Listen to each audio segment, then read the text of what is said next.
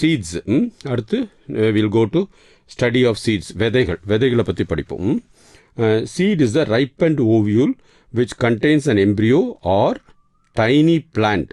Embryo தான் tiny plant. வருங்காலத்தில் இருக்கிற சின்ன plant.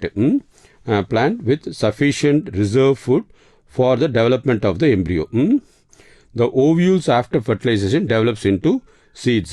கொஞ்சம் கொஞ்சமாக அந்த ovules வந்து fertilize ஆன பிறகு கொஞ்சம் கொஞ்சமாக வளர்ந்து அது விதையாகுது. A seed is made up of seed coat and an embryo. உள்ளுக்குள்ளார embryo இருக்கும், வெளியில் வந்து seed coat. The embryo is made up of radicles and embryonal axis and 1 or 2 cotyledons. இந்த பக்கம் அந்த பக்கம் இருக்கும். நம்ம இந்த படத்தில் பார்க்கும்போது சோளத்தோட இது எப்படி இருக்குன்னு பார்த்தீங்கன்னா அது கிளியராக உங்களுக்கு தெரிஞ்சிடும் உங்களுக்கு. அதே போல் இந்த சென்னா இருக்கு இல்லையா, சென்னாவோட ஃபோட்டோ படக்க பார்க்கும்போது உங்களுக்கு கிளியராக இந்த 2 cotyledons இந்த பக்கம் ஒன்று இருக்கும், அந்த பக்கம் ஒன்று இருக்கும். That is what it is. அப்புறம் types of seeds, dicotyledonous seeds, monocotyledonous seeds. So dicotyledonous seeds வந்து கிராம் சீட்ஸ். கிராம்ஸ் தான் இது chana. Is a dicotyledon which forms small pod or legume. இந்த பக்கம் ரவுண்டாக இருக்குது, இந்த பக்கம் அப்படி பிரித்தா இந்த அந்த ஹாஃப் எடுக்கிறோம் இல்லையா, அதை தான் சொல்கிறாங்க. The outermost covering of the seed coat and endosperm is absent. Structure of the dicotyledonous seeds வந்து seeds can be studied under 2 heads. ஒன்று external and the internal structure. It is light or dark brown in color. Its structure surface may be smooth or wrinkled. A small oval scar present at the side is called as hilum. இந்த இப்போ சோளத்தை கையில் எடுத்துகிட்டு பார்த்தீங்கன்னு வச்சுக்கோங்க, உள்ளுக்குள்ளார இந்த நுனியான் மூக்கு மாதிரி இருக்கு இல்லையா, that is called as hilum. சோளம் இல்லை, அது பேர் என்ன, சென்னா. The narrow ridge called raphe runs from the hilum or the hilo inside the burrow. A small pore called as micropyle present between the hilum and the pointed end. The outermost covering of the seed is the seed coat. சுற்றி இருக்கிற அந்த இதுதான் seed coat. The outer part and the lethargy layer of the coat is called as testa, and the inner layer is the membranous layer. It's called stegma. In some seeds the tegma and testa are fused. சரிங்களா? The seed coat encloses the embryo which is differentiated into a radicle, plumule and cotyledons. So radicle இருக்கும், plumule இருக்கும் and cotyledons இருக்கும். So the radicle develops into a root. Radicle வந்து root போகிறது. ப்ளம்யூலில் இருக்குது தான் shoot தான் மேலே வருது, மேலே வர செடி இருக்கு இல்லையா, அந்த இது. Cotyledons maybe 1 or 2 to serve as the food. காட்டிலிடன்ஸில் தான் வந்து இந்த செடி வளர்ந்து வர ஒரு லெவல் வளர்கிற வரைக்கும் அதில் தான் உணவு அது எடுத்துக்குது. சரிங்களா? So radicle, plumule and cotyledons. Plumule வந்து ஷூட்டாக மாறும், ரேடிக்கல் வந்து வேராக மாறும், காட்டிலிடன்ஸ் வந்து உணவை ஸ்டோர் பண்ணி வச்சுக்கிறது. ஹைப்போகாட்டைல் வந்து is a part of present between the point of attachment of the cotyledons and the radical.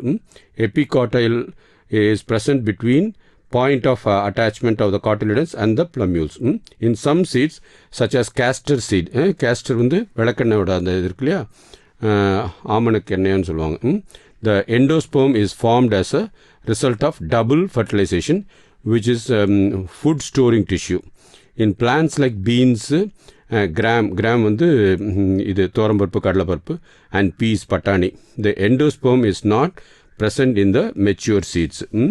So அதனால் it is called as non-endospermous seeds. இதுதான் வந்து டைகாட்டிலிடோனஸ் சீட்ஸு. மோனோகாட்டிலிடோனஸ் சீட்ஸ் வந்து கொஞ்சம் தான் இருக்கும். எதுனா மோனோகாட்டிலிடோனஸ் சீட்ஸ் வந்து இந்த சோளம் வகைகள், கோதுமை அந்த இதெல்லாம் வரும்னு நினைக்கிறேன்.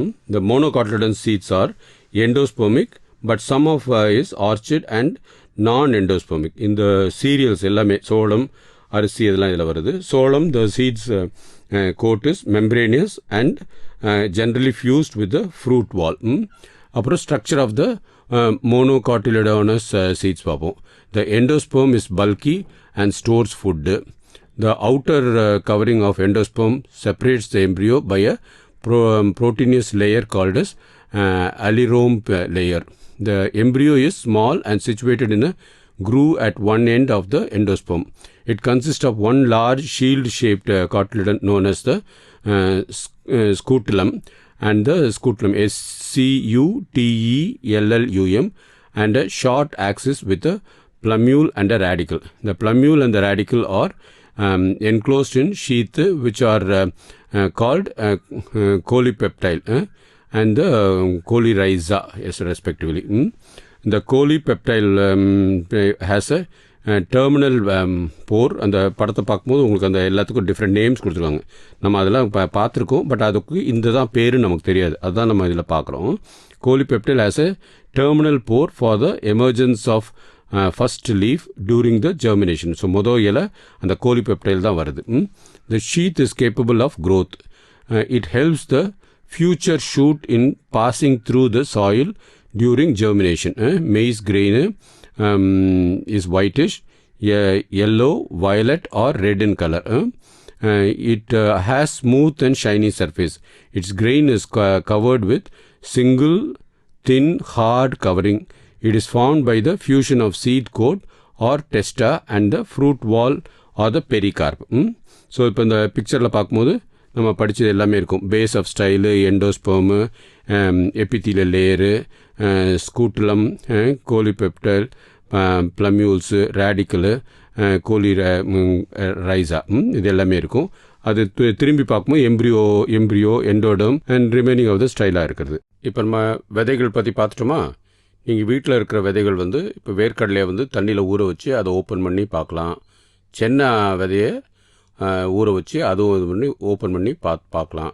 மேக்னிஃபையிங் கிளாஸ் வச்சு ஃபுல்லாக பார்த்தீங்கன்னா இப்போ படித்ததெல்லாம் உங்களுக்கு ஞாபகம் இருக்கும். விதைகள் நம்ம உடம்புக்கு ப்ரோட்டீன் கொடுக்குது, little bit of fat, fibre, இதெல்லாம் நம்ம உடம்புக்கு கொடுக்குது. ஓகேயா? Very good.